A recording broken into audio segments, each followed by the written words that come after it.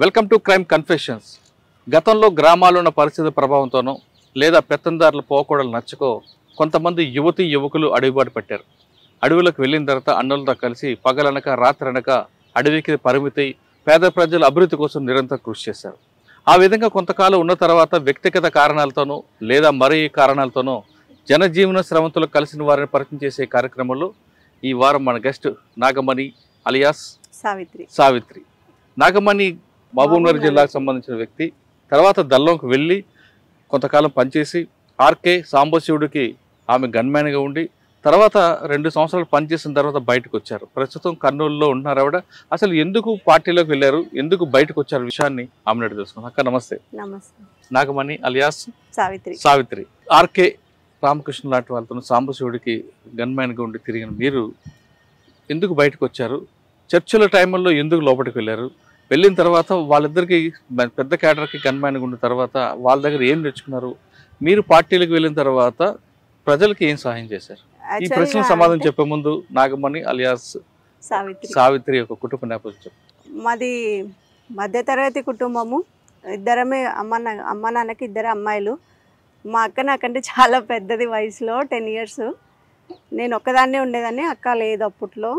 నాకు ఎట్లా పరిచయం అంటే మా ఫ్రెండ్ వాళ్ళ పిన్ని ఉంది కదా, నేను స్కూల్కి వెళ్తున్న టైంలో అప్పుడు చర్చలు జరిగినాయి. అయితే 2005లో ఆ టైంలో చర్చలు 4 సార్, నేను వెళ్ళింది కూడా అప్పుడే. ఆ టైంలో ఎంత నేను 7th క్లాసే 7th క్లాసే అయినా కూడా వాళ్ళ పాటలు, వాళ్ళు ఊర్లో చేసినటువంటి పనులను బట్టి ఆకర్షింపబడినాను. ఏ ఊర్లో ఉండేవారు అప్పుడు? అంబడిపల్లి విలేజ్, లింగాల మండలం, మహబూబ్నగర్ జిల్లా. ఇప్పుడు నాగర్ కర్నూలు డిస్ట్రిక్ట్ వస్తుంది అది. దానికి పాటలకని కాదు కానీ వాళ్ళు చేసిరు. కళ్ళు సీసాలు పగలగొట్టడము, ఊర్లో జనాలకి కొంతమందికి హెల్ప్ చేయడం, అట్లాంటివి నేను స్వయంగా చూసిన తర్వాత మా కుటుంబము చాలా పెద్దది మా ఊర్లో పొలిటికల్గా. మా తాతగారు కాంగ్రెస్ పార్టీలో ఉన్నారు, సర్పంచ్ కూడా ఊర్లో. అయితే వాళ్ళలో వెళ్ళాలి, నేను వర్క్ చేయాలని ఫిక్స్ అయినా. అయితే వాళ్ళ పరిచయం ఎట్లా అనేది మనకు ఐడియా లేదు. ఒకరోజు వాళ్ళు నైట్ వచ్చి వెళ్ళిన తర్వాత మార్నింగ్ స్కూల్లో చర్చ జరుగుతుంది వాళ్ళ గురించి. మా ఫ్రెండ్ వాళ్ళ పిన్ని ఉండేది దానిలో. వాళ్ళు మా ఇంటికి వస్తారు అని అక్కడ విన్న తర్వాత ఆమెను పట్టుకున్నాను. నేను కూడా వెళ్ళాలనుకుంటున్నా, నేను వర్క్ చేయాలనుకుంటున్నా అంటే ఫస్ట్ ఆఫ్ ఆల్ మా ఫ్యామిలీని టచ్ చేయడానికి భయపడతారు, పొలిటికల్ బ్యాక్గ్రౌండ్ కాబట్టి. వాళ్ళు కూడా భయపడినారు. అయితే కూడా మా ఫ్రెండ్స్ కొంచెం హెల్ప్ చేసిరు. అప్పట్లో వాళ్ళ ఇంటికి తీసుకెళ్ళి దళం మెంబర్స్తో మాట్లాడించిన తర్వాత మా ఫ్రెండ్ వాళ్ళ మదర్ వాళ్ళు చాలా భయపడినారు. మీ వాళ్ళు తలుచుకుంటే మమ్మల్ని ఊర్లో కూడా ఉండనియరమ్మా, ఇంకొకసారి రావద్దు మా ఇంటికి అని చెప్పిరు. మా ఇంట్లో కూడా తెలిసింది వాళ్ళ ఇంటికి పోయినట్టు. మా వాళ్ళు కూడా చాలా భయపడినారు, చెప్పినారు, ఏడ్చినారు. వాళ్ళ గురించి అసలు ఆలోచించొద్దు, ఫుడ్ ఉండదు, ఏముండదు, మన వాతావరణం వేరు, ఏమేమో చెప్పిరు. అయినప్పటికీ కూడా వినలే. నేను వాళ్ళతో పరిచయం పెట్టుకున్నాను. ఫస్ట్ పాంప్లెంట్లు ఇచ్చిరు స్కూల్లో, అక్కడ ఇక్కడ కొంచెం డిస్ట్రిబ్యూట్ చేసినాను. తర్వాత 1 week తర్వాత సడన్గా వచ్చిర్రు తీసుకెళ్ళడానికి. దళంలోకి వస్తావా, ఇక్కడే ఉండి వర్క్ చేస్తావా అని అడిగిరు. నేను పూర్తిగా వెళ్ళిపోతే లోపలికి వెళ్ళిపోవాలి, ఎవరికి కనపడకూడదు. ఇక్కడ ఉండి దొరికినా కూడా ఇబ్బంది కదా, స్టడీ కూడా ఆగిపోతుంది, ఇట్లా పేరెంట్స్కి కూడా ఇబ్బంది అవుతుంది అని చెప్పి వెళ్ళిపోవాలనుకున్నాను. అయితే వాళ్ళు ఆ రోజు వస్తారని తెలీదు. మామూలుగానే స్కూల్కి వెళ్ళిన ఇంటర్వెల్ టైం ఉంటుంది కదా, అప్పుడు మా స్కూల్ పక్కనే వేరే వాళ్ళ ఇంట్లో వాళ్ళు ఉన్నారు. మా ఫ్రెండ్స్ అక్కడికి చెప్పాలా వద్దా అని ఆలోచించి చెప్పినారు. వాళ్ళ ఇంట్లో ఉన్నారు, పిలుస్తున్నారు నిన్ను అని చెప్తే వెళ్ళిన. నేను వెళ్ళిన తర్వాత కలిసిండ్రు, మాట్లాడిరు. మాది క్యాస్ట్ కొంచెం పెద్ద. అయితే ఎస్సీ వాళ్ళ ఇంట్లోకి తీసుకుపోయారు. ఫస్ట్ నేను వాళ్ళలో సెట్ అవుతానా లేదా అని చూడడానికి తీసుకుపోయి వాటర్ ఇచ్చిర్రు. పర్లేదు తీసుకున్నాను. ఇంకా నుంచి అట్లనే తీసుకెళ్ళిరు. స్కూల్ యూనిఫామ్లోనే, అన్ని బుక్కులన్నీ స్కూల్లోనే పెట్టి యూనిఫామ్లోనే వెళ్ళిపోయినాను నేను. తర్వాత 2 రోజులు సెర్చ్ చేసిర్రు మా వాళ్ళు. స్కూల్ యూనిఫామ్లోనే. ఎవరు బాధ్యులు ఇప్పుడు మీకు? అప్పుడు మా కమాండర్ వచ్చేసి సుగుణ అని లేడీనే, ప్రకాశం డిస్టిక్ వాళ్ళది. ఆమె అప్పుడు ఏదో హెల్త్ ప్రాబ్లం వల్ల బయటికి వెళ్ళి ఆ టైంలో వచ్చినారు, ఆమెనే తీసుకెళ్ళింది మమ్మల్ని. వెళ్ళడం అడవిలోకి వెళ్ళిపోయారా మీరు? వెళ్ళడము దళంలో ఫస్ట్ లోకల్ దళంలో చేసినాము, తెలకపల్లి దళం అని, దానిలో చేసినాం. దానిలో 2 మెంబర్స్, మా కమాండర్, ముగ్గురమే ఉండేవాళ్ళం. ఏం లేదు సార్, దానిలో ఊర్లలో మీటింగ్స్ కండక్ట్ చేయడము, విప్లవం గురించి వాళ్ళకి అవగాహన కల్పించడం, భూ పోరాటాలు చేసినాము, కళ్ళు సారా ధ్వంసం చేయడము, కొంచెం లేని వాళ్ళకి భూములలో ఎర్ర జెండాలు వాతడము, ఇయ్యడము, అట్లాంటివి చేసినాము. కేసులు కూడా బాగానే అయినాయి అప్పట్లో. అయితే మైనర్ అయినందుకు ఇప్పుడైతే నా మీద ఏం లేవు. అప్పుడు నేను మైనర్ కదా, సరెండర్ అయినప్పుడు కూడా మైనర్నే. ఎంతకాలం చేసావు అక్కడ? 2 సంవత్సరాలు చేసి. బయట ఎంతకాలం? బయట అతి తక్కువ కాలం, 1 మంత్ 2 మంతే ఉన్నాను. అప్పటికి నేను బాగా ఫోకస్ అయినాను, చిన్న ఏజ్ లో వెళ్ళినా కాబట్టి. కొంచెం గుర్తు రాలేదా? రాలేదు సార్, నేను సరెండర్ అయ్యే రోజు వరకు వాళ్ళు గుర్తు రాలేదు నాకు బేసిక్ గా. అంటే పార్టీ వైపు, అందులో పార్టీలో మంచి కల్చరే ఉండేది అప్పట్లో. ఇప్పుడు బయట అయితే మీరు దాదాపు మోతలు ఇవే ఉంటాయి. ఇప్పుడు ఇబ్బంది పడలేదా? పడినాం సార్, చాలా సార్లు పడినాము. ఒకసారి ఎన్కౌంటర్ టైంలో చాలా ఇబ్బంది పడినాము, నీళ్లు లేవు, ఫైరింగ్ జరుగుతూనే ఉంది. నా వెపన్ వచ్చేసి మధ్యలో స్ట్రక్ అయిపోయింది, క్లోజ్ అవ్వట్లేదు, అది బుల్లెట్ బయటకు రావట్లేదు, మధ్యలో స్ట్రక్ అయింది. ఆ వెపన్ పట్టుకొని సుమారు అంటే 10 కిలోమీటర్లు వెళ్ళిపోయినాము. నడవడానికి కూడా శక్తి లేదు. ఆర్కే నా పక్కనే ఉన్నారు. నేను ఆయన గన్మెన్ కాదు, కానీ నేను సరెండర్ అయిన తర్వాత గన్మెన్ అని పోలీసు వాళ్ళు విడిదిచ్చేసినారు. ఆయనతో ఉన్నాను కాబట్టి. 4 రోజులు బయట ఉన్న తర్వాత లోపలికి ఇప్పుడు వెళ్ళావు పూర్తిగా? దళంలో నుంచి లోపలికి అడవిలోకి ఎప్పుడు వెళ్ళిపోయినాను అంటారు. అదే 2 months లోనే ఎన్కౌంటర్ అయింది సార్. తుమ్మలపెంట అనేసి ఊరుంది విలేజ్ లో, అక్కడ ఎన్కౌంటర్ జరిగింది. ఎన్కౌంటర్ లో పోలీసులకి పట్టుబడినాను. అయితే సివిల్ డ్రెస్ లో ఉన్నాను, యూనిఫామ్ ఉండదు కదా మనకి లోకల్లో ఉంటే, సివిల్ డ్రెస్ ఉండదు, వెపన్ ఉంది. అయితే వెపన్ వాళ్ళు పక్కకు నిలబెట్టారు, చిన్నపిల్లని అనుకొని పట్టుకొని పక్కన నిలబెట్టేసినారు. ఇంకా మా వాళ్ళు వెళ్ళిపోయినారు, మిగతా వాళ్ళు. అమ్మాయి దొరికింది, ఇంకా చనిపోయింది లేదు, హోప్ పెట్టుకొని ఏడవడం అంతా అయిపోయింది ఇంకా వాళ్ళది. అయితే మనం విడిపోయే ముందే ఎన్కౌంటర్ అవుతుంది అని మనకు ఐడియా ఉన్నప్పుడే కలుసుకోవడానికి ప్లేస్ చెప్పుకుంటాం ఫస్టే. ఆ ప్లేస్ను కూడా నాకు తెలీదు ఆ ఏజ్లో. ఆ రోజంతా ఫైరింగ్ జరిగిన దగ్గరే ఉన్నాను నేను. అక్కడ నుంచి కొంచెం పక్కకు వచ్చేస్తాను, ఊర్లో కాపలాదారులు ఉంటారు కదా సార్, వాళ్ళ ఇంటికి వెళ్ళిన. వాళ్ళ ఇంటికి వెళ్తే వాళ్ళే కాపాడిరు. నైట్ అంతా వాళ్ళ దగ్గరే పెట్టుకొని మార్నింగ్ తెల్లవారుజామున ఎవరు లేయక ముందుకే తీసుకెళ్ళి పక్క ఊర్లో వదిలేసి వచ్చిర్రు. అక్కడ నుంచి మళ్ళీ మేము దళాన్ని కలుసుకోవడం జరిగింది. అప్పుడు ఇంకా ఈ లోకల్లో ఉంటే డేంజర్ అని చెప్పి పార్టీలోకి ఇచ్చేసి. మరి రామకృష్ణ గారికి సాంబశివుడానికి ఎప్పుడు మీరు గన్మెన్ గా ఉన్నారు? నేను గన్మెన్ గా చెయ్యనే లేదు సార్. వాళ్ళు నాతో ఉన్న రిలేషన్ బట్టి గవర్నమెంట్ నాకు ఆ బిరుదు ఇచ్చింది, ఆర్కే గన్మెన్ అని. గన్ ఎవరు పట్టుకోలేదు అక్కడ? గన్ను మామూలు ఎవరు గన్మెన్ కాదు నేను. వాళ్ళతో ఉన్నారు మీరు? వాళ్ళతోనే ఉన్నాను. ఇద్దరితో పని చేస్తున్నప్పుడు ఏం నేర్చుకున్నారు మీరు? సాంబశివుడు అయితే చాలా మంచి మనిషి అసలుకి. ఆయనను లాస్ట్ మూమెంట్లో కూడా చూడలేకపోయినాము. అయితే చాలా నేర్చుకున్నాను ఆయనను చూసి. ఆయన ఎప్పుడు అంటుండేటోడు, చిన్నపిల్లలు దళంలో ఉండకూడదు, ఇంటికి వెళ్ళిపోవాలా అంటే వెళ్ళిపోవాలని కాదు, కానీ అది ఉన్న మా ఫ్రెండ్షిప్ కొద్దీ అట్లా సతాయిస్తుండేటోడు అనమాట. రామకృష్ణ గారు అయితే ఇంకా ఆయన అన్నం తినిపించడం కూడా చేసినాడు ఆఖరికి. సాంబశివుడు ఒకానొక టైంలో నాకు హెల్త్ బాగాలేక పూర్తిగా నేను 2 అడుగులు కూడా నడవలేని స్థితిలో ఉన్నాను. అప్పుడు కూడా ఆయన భుజాల మీద ఎక్కించుకొని తీసుకెళ్ళిండు. అంతా ఆల్మోస్ట్ వాళ్ళంతా పెద్దవాళ్ళే కాబట్టి అప్పుడు నాకు తల్లిదండ్రి లేని లోటు తెలియలేదు. వాళ్ళంతా అట్లనే చూసుకున్నారు. వాళ్ళిద్దరుతో మీకు బాగా సాన్నిధ్యం ఉంది కదా, ఒక అన్నదమ్ముళ్ళగా, ఒక అమ్మ నాన్న అన్ని వాళ్ళిద్దరు చనిపోయినప్పుడు మీకు ఎంత బాధపడింది? సాంబశివుడు చనిపోయినప్పటికీ నేను బయటే ఉన్నాను సార్.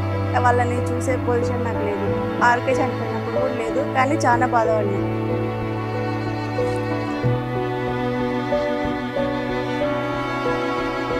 అంటే కుటుంబం వాళ్ళని చూసుకున్నారు 2 సంవత్సరాలు. 2 సంవత్సరాలు మీరు చేసిన కార్యక్రమాలు అంటే సమాజ సేవ చేద్దామని పోయినాం, కానీ దానిలోకి పోయిన తర్వాత మా ప్రాణాలు మేము కాపాడుకోవడమే మాకు బాధ్యత అయిపోయింది. ఎందుకంటే ఎక్కడ ఏ యాక్టివిటీ చేద్దామన్నా ఉన్న ప్లేస్ తెలిసిపోతుంది. పోలీస్ వాళ్ళకి. మా ప్రాణాలు చేతిలో పట్టుకొని మేము పరిగెత్తడమే సరిపోయింది. లోకందళంలో ఉన్నప్పుడన్నా కొంచెం సేవ చేయగలిగినాం జనాలకి. పూర్తిగా లోపలికి పోయిన తర్వాత మమ్మల్ని మేము కాపాడుకోవడం దానికే సరిపోయింది. ఇంకా చర్చల టైం సమయంలో పార్టీ పుంజుకుందా, పార్టీకి నష్టం జరిగిందా? పార్టీకి నష్టం జరగలేదు సార్. ఎందుకంటే చాలా మంది కొత్త వాళ్ళు రిక్రూట్మెంట్ అయినారు ఆ టైంలోనే పరిటాల రవి గారు కూడా చనిపోవడం జరిగింది. ఆయన చనిపోయినప్పుడు నేను దళంలోనే ఉన్నాను, లోపలే ఉన్నాను. ఆయన చనిపోయినప్పుడు వాళ్ళు చాలా కొంచెం మాట్లాడుకున్నారు ఆయన గురించి. ఆయన అదే మంచిగా మాట్లాడుకో చెడుగా మాట్లాడు, రెండు రకాలుగా, కొందరు మంచిగా మాట్లాడినారు. అంటే వాళ్ళ కుటుంబం కూడా పరిటాల శ్రీరాములు వీళ్ళందరూ కూడా అందులో మాజీలు కాబట్టి చర్చ అక్కడ వచ్చింది సార్. అది ఏమంటారు, కొంతమంది అయితే మంచిగా చెప్పుకున్నారు, కొంచెం మంది కావాల్సిందేలే జరగాల్సిందేలే. కానీ చంపిన వ్యక్తి సూర్య అని తెలిసిన తర్వాత పార్టీలో చర్చ వచ్చిందా? ఇంకా రాలేదు సార్, ఇంకా రాలేదు. అప్పుడు మాకు న్యూస్ తెలియడమే తక్కువ, ఏదో రేడియో ఉంటే వినడము, లేదంటే లేదు. 2 సంవత్సరాల్లో అంటే మీకు ప్రాణాన్ని మీకు కాపాడుకోవడం కాకుండా ప్రజల కోసం ఏం చేశారు? ప్రజల కోసం భూములు వంచినాం సార్ కొన్ని. అయితే అవి వాళ్ళకి ఇప్పటికి దక్కినాయో లేదైతే మాకు ఇంకా తెలియదు. ఎందుకంటే నేను 2 years తర్వాత లేను, ఇంకా మొత్తానికి తెలంగాణలో లేను. నేను బయటికి రావడము, మా అమ్మ నాన్న చనిపోవడము, నేను కర్నూలుకి రావడం జరిగింది. 2 సంవత్సరాలు ఎక్కడెక్కడ తిరిగాము? నేను ప్రకాశం డిస్టిక్, ఇంకా నల్లమల్ల ఫారెస్ట్ మొత్తం. ఇంకా లాస్ట్ మూమెంట్లో డీకే దండకారణ్యం వెళ్ళాలా అనే టైంలో ఇక్కడ తీసుకొచ్చినారు లోకల్కి సాంబశివుడు వాళ్ళు. కొన్ని రోజులు ఆరోగ్యం బాగలేదని ఇక్కడ తీసుకొస్తే ఒక పని మీద మా ఊరికి పంపించినారు. వచ్చేటప్పుడు సాంబశివుడు అన్నాడు, ఇన్ని రోజులు మాతో ఇంత కలిసి ఉన్నావు, నువ్వు మళ్ళీ తిరిగి లోపలికి వస్తావో రావో అన్నాడు. ఎందుకు అట్లా అంటున్నారు అంటే, ఏమో పోయి రాపో చెప్తా అన్నాడు. ఆయన అన్నాడు, నేను వచ్చినాను. ఇంటికి వచ్చేపాటికి మా అమ్మ మా నాన్న చాలా బాధపడి ఏడ్చి అసలు ఇంకా పోవడానికి వీలు లేదన్నట్లా చెప్పినారు. అయినా కూడా నైట్ అంతా వేరే ఇంట్లో స్టే చేసినాం ఊర్లోనే. ఇంకా తిరిగా వచ్చేటప్పుడు వాళ్ళని వదిలి రాలేకపోయినాను. మా అమ్మ మా నాన్న కోసం నేను బయట ఉండిపోయినాను, వాళ్ళు నన్ను వదిలిపోయారు. పార్టీలో మీకు చేసినప్పుడు మీకు బాగా గుర్తుండిపోయిన సంఘటన చెప్పండి. ఎన్కౌంటర్లు కానీ లేదా మీరు చేసిన దాడులు కానీ? ఎన్కౌంటర్ అంటే నా వెపన్ ఫెయిల్ అవ్వడమే పెద్ద హిస్టరీ సార్. అది ఆర్కే నా కోసం చాలా ప్రయాసపడినాడు. ఆయన బాటిల్లో నీళ్ళు మొత్తం నేనే, ఆయనకు అసలు ఏమో ఒక చుక్క నీళ్ళు కూడా లేవు, గ్లూకోండి కలుపుకుంటూ తాపించుకుంటూ తీసుకుపోయినాడు ఆయన్నే. ఆ ఎన్కౌంటర్ మొత్తంలో ఒక 2 రోజులు చాలా కష్టపడినాం. ఆ ఎన్కౌంటర్ వలన చాలా మంది మిత్రులను కోల్పోయినాము, చాలాసార్లు ఏడ్చినాము. మేము కూడా ఏదో ఒక రోజు పోయే వాళ్ళమే అనుకున్నాం, కానీ మళ్ళీ తిరిగి బయటికి వస్తాను నేను ఎక్స్పెక్ట్ చేయలేదు, కానీ వచ్చిన. కానీ వాళ్ళు చేసిన దాడుల్లో మీరు ఎక్కడ పాల్గొన్నారు? పాల్గొన్నాం. ఎక్కడ? ఒక పర్సన్ని పట్టుకున్నాము, అంటే ఇంటికి వెళ్ళి డైరెక్ట్గా ఊరికి వెళ్ళి కోవర్ట్ తను. మేము ఎప్పుడు వచ్చినా కూడా పోలీసులకు ఇన్ఫర్మేషన్ ఇస్తూ పట్టిస్తూ ఉండే.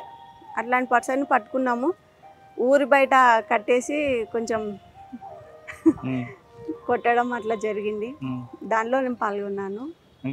ఇంకొకటి వచ్చేసి మాలోనే కోవట్లు ఉంటారు కదా సార్, మాలో ఒక పర్సన్ ఉండే కృష్ణ అని, ఆదివాసీ అబ్బాయి.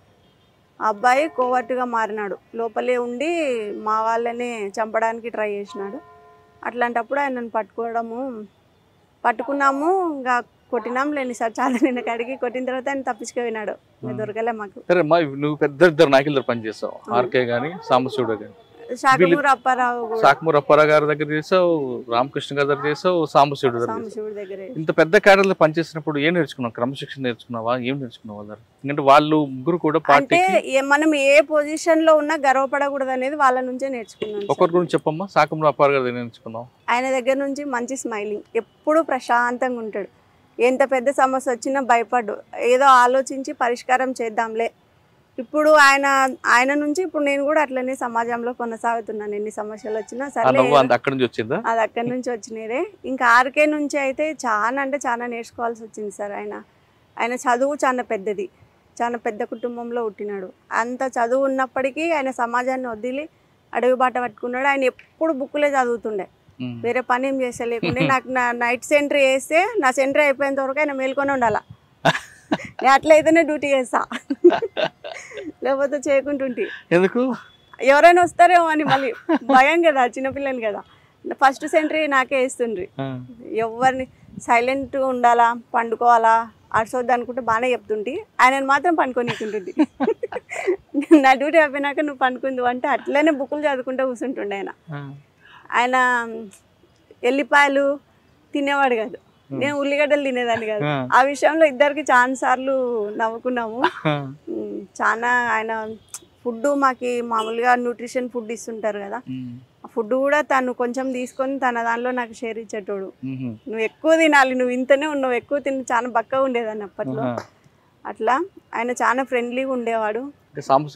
సాంబశివుడు కూడా ఆయన తండ్రి లాగానే మాకైతే ఇట్లా అన్ని విషయాలు చెప్తుండే, బాగా చూసుకుంటుంది. వాళ్ళందరినీ ఇప్పుడు కూడా మిస్ అయినా అన్న బాధ అయితే నాకు లోపల ఉంటుంది. నేను సమాజంలో ఒక పొలిటికల్ లీడర్ని, పాలిటిక్స్ నుంచి ఏం చేయలేకపోయినాను, దానిలో ఏం చేయలేకపోయినాను. మాజీ నక్సలైట్ల జీవితం ఇది. ఎందుకంటే గవర్నమెంట్ పోస్టులు పెట్టుకుంటే రావు. పోలీస్ డిపార్ట్మెంట్లో ఒకప్పుడు హోంగార్డ్ పోస్ట్ ఇచ్చినారు, అది నాకు తెలియకుండానే మా పెద్దవాళ్ళు ఆర్డర్ కాపీ ఇవ్వాల, పోలీస్ డిపార్ట్మెంట్ వద్దు అని. నేను ఇప్పుడు ఎక్స్పెక్ట్ చేస్తున్నా జాబ్ కావాలని, ఇచ్చేవాళ్ళు లేరు కదమ్మా. 2 సంవత్సరాలు ఉండి మరి ఎందుకు బయటకు వచ్చావు? Health issue main. హెల్త్ ఇష్యూకి వచ్చి అమ్మ వాళ్ళని చూసి ఆ సెంటిమెంట్కి లోపలికి వెళ్ళలేకపోయినాను. అంటే నేను దళంని వదులుకొని రావాలని అయితే నాకు లేదు, ఇప్పటికి కూడా లేదు. దళం మీద వ్యతిరేకత ఇప్పటికి లేదు. మీరు వస్తున్న తర్వాత పార్టీ నుంచి మళ్ళీ పిలుపు వచ్చిందా? అంటే నేను చాలా రోజులు వాళ్ళతో టైఅప్ అయినాను. బయటికి వచ్చినా కూడా నేను వాళ్ళు రావడము, మా ఇంట్లోకి కలవడము, మాట్లాడడము, వెళ్ళడము అన్నీ మామూలుగానే ఉండిపోయినాయి. పోలీస్ వాళ్ళు డౌట్ వచ్చి చాలా అడిగిరు నన్ను. అయితే వాళ్ళు నాకు మీద చేయడానికి ఒకటి లేదు, నేను మైనర్ కాబట్టి. వాళ్ళని కూడా 30 తిప్పలు పెట్టిన స్టేషన్లో. లింగాల పోలీస్ స్టేషన్. ఏం చేసావు? అడిగిరు అన్ని క్వశ్చన్స్. మీరు ఏం అడిగినా నేను మళ్ళీ పోతా సార్, నన్ను మాత్రం అడగొద్దా. మీరు అడిగితే నేను ఒప్పుకోను, మీరు ఎన్ని అడిగినా నేను సమాధానం చెప్పను. నాకు అన్ని తెలుసు, తెలియని నేను చెప్పను, నాకు తెలిసినా నేను మీకు చెప్పను. కొట్టలేదా? ఇప్పుడు కొట్టలేదు సార్. నెల రోజులు పెట్టిరు స్టేషన్లోనే. భోజనం పెట్టారా? భోజనం పెట్టిరు. అప్పుడు ఎవరు ఎస్ఐ మీకు బాగా చూసుకున్నది? ఆయన ఏమో రెడ్డి సార్, ఆయన పేరు ఏం పేరు. మీకు బాగా ఇబ్బంది పెట్టిన ఆఫీసర్ కానీ బాగా చూసుకున్న ఆఫీసర్ ఎవరన్నా గుర్తున్నారా? ఎవరు ఇబ్బంది పెట్టలేదు సార్, అందరూ బాగానే. బాలు నాయక్ ఎస్ఐ అని బల్మూర్ స్టేషన్లో చేస్తుండే ఆయన. మేము దళంలో ఎక్సర్సైజ్ చేయడము, ప్రాక్టీస్ చేయడము వీడియో ఆయన దగ్గర ఉన్నింది. ఆయన మా వాళ్ళని తీసుకొచ్చి చూపించిండు స్టేషన్లో కూర్చోబెట్టి. మీ అమ్మాయికి రాళ్ళని చెప్పిర్రు, ఏం తెలియదని చెప్పిర్రు. అసలు ఆమెకు భూమి మీద నూకలు ఉన్నాయి కాబట్టి ఉన్నది, లేకపోతే ఉండే మంచి కాదు, ఏజ్ తక్కువ ఉంది కాబట్టి ఏం చేయలేకుంటున్నాము, చూడండి ఆమె యాక్టివిటీస్ అని ప్రొజెక్టర్లో అది టీవీలో పెట్టి చూపించినారు. మా వాళ్ళే నోరు ముక్కున్నారు ఇట్లా. అంటే మేము గన్స్ తో చేయడము అవన్నీ మా దగ్గర లేదు సార్. అప్పుడు స్టేషన్ లో కూడా మాకేమి ఇలా చూపించిర్రు, మా వాళ్ళే నమ్మలా. అది ఇప్పుడు కూడా మర్చిపోను సార్ ఆ సంఘటన. గురునాయక్ సార్ ఎస్ఐ అప్పట్లో మేము సరెండర్ అయినప్పుడు.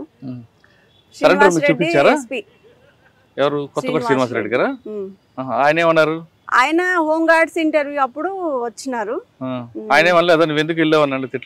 లేదు సార్. ఇంకా ముత్తయ్యనేమో సిఐ ఉండే సార్ అచ్చంపేటలో, ఆయన కూడా అడిగిండు, గన్ను కూడా పెట్టిండు. మా అమ్మని కూర్చోబెట్టి పక్కన నీ కూతుర్ని చంపేద్దునా అని అంటే మా అమ్మ ఏడ్చింది. భయపడద్దు, వాళ్ళు చంపర్లే అని చెప్పి.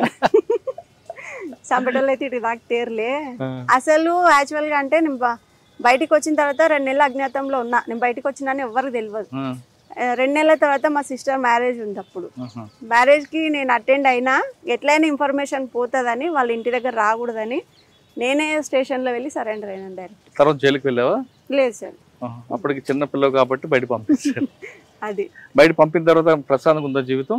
పర్లేదు సార్, నాకైతే ఏం ప్రాబ్లం లేదు. సాధారణంగా బయటకు వచ్చిన వ్యక్తులు నయం కలుస్తుంటారు, మీకు కలిసారు? లేదు లేదు సార్, అసలు వాళ్ళని నేను చూడనే లేదు. కాదమ్మా, బయటకు వచ్చిన మాజీ నక్సలైట్లు అందరూ బాగా సంపాదిస్తారు, డంపుల్లో డబ్బులు తీసుకొచ్చారని ఒక ప్రచారం ఉండేది. ఎవరు తీసుకురాలేదు సార్. తీసుకొస్తే ఇప్పుడు ఎంతో మంది నక్సలైట్లు డ్రైవర్లుగా, హోమ్ గార్డ్స్గా పొలాలు దున్నుకుంటూ కూలీ పని చేసుకుంటూ, ఎవరి వరకే ఎందుకు, నా వరకే చూసుకోండి సార్. నేను అంత పెద్ద లీడర్స్తో ఉన్నా నేను రూపాయి తెచ్చుకోలేదు. గవర్నమెంట్ నాకు రివార్డింగ్ ఫండ్ అని 25,000 సరెండర్ అయినప్పుడు ఇచ్చింది. ఇంకా అది తప్ప నుంచి నాకు గవర్నమెంట్ నుంచి ఇప్పుడు దాకా ఒక్కటి కూడా వచ్చిందే లేదు.